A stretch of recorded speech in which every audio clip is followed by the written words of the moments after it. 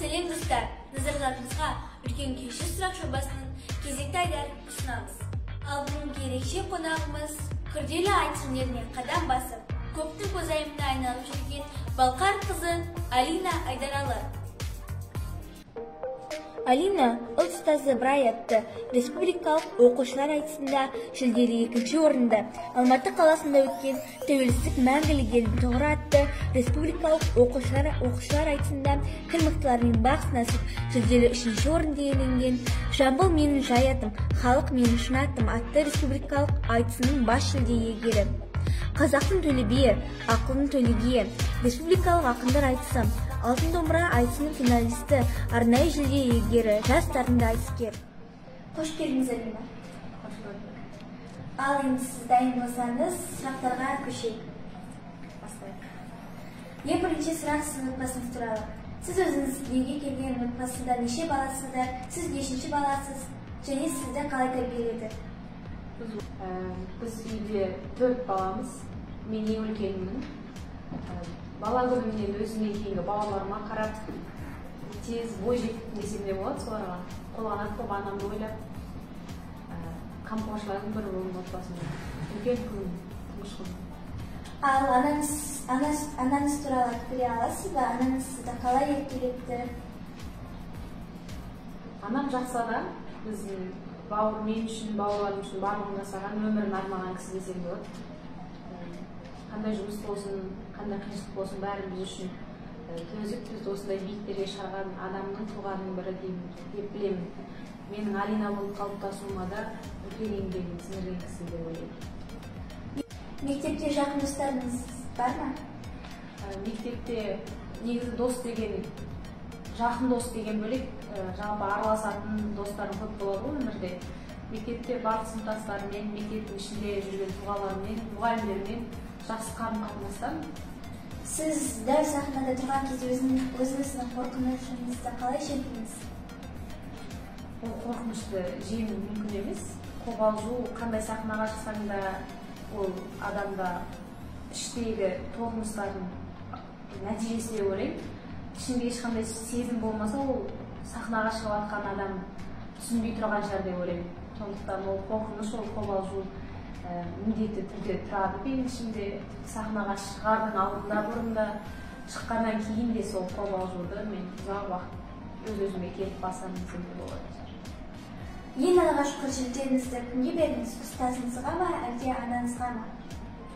Ең алғашқы жүлдемді мен шынымды айтсам өзім домбыра алған адаммын. Ақындықтан басқа қандай заттармен шұғылданасыз? Мен кәдімгі адам, оқушымын, сабаққа барамын, бұйырса ұлты тапсырайын деп отырмын, ұлтыға дайындаламын. Бос уақытымда әдебиетте кітап оқығанды ұнатамын. Содан кейін домбырадан бөлек гитара тартқанды өзіме ұнайды. Осы кісілермен айналысам. Әдебиет пәнін жақсы көресіз? Иә, таңдап жатқан пәнім де сол, өзім осы салада көремін. Жас ақын жазушылардың арасында кімді сүйіп оқисыз?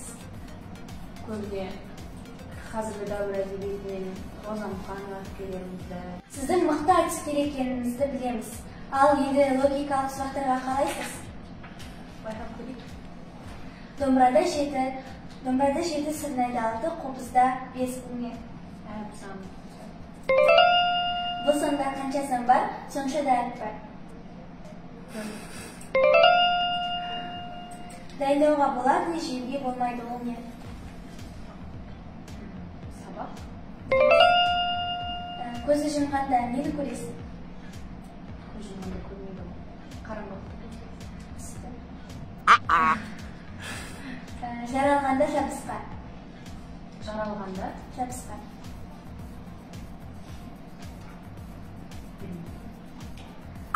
Ол әрбір адамдарда бар.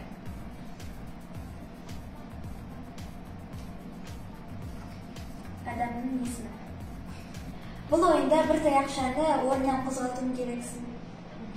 7 шығу үшін.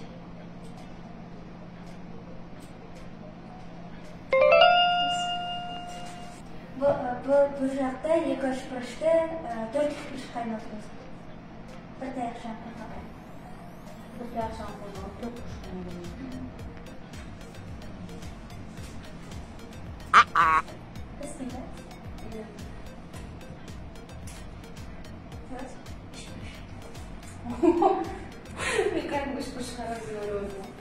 Программа ойыны есте сақтау қабілетін жақсартатын ойын. Енді біз мынақта L әріпін осындайлармен үстіне L шығу үшін көп шығымыз керек.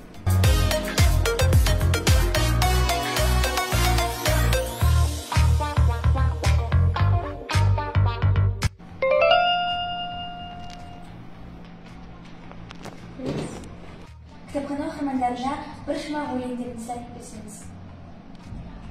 Білім алып келіңдер, біліммен өмір жеңілдер. Сол байлыққа жетуге кітапханаға келіңдер. Әрине, өзіңіздің алтын уақытыңызды бөліп, бізбен бірге сұхбат алуға келгеніңізге рахмет. Енді Надежда Ушенкова апамыз сынды қазақ айтысын көбінде самғауымызға тілектеспіз.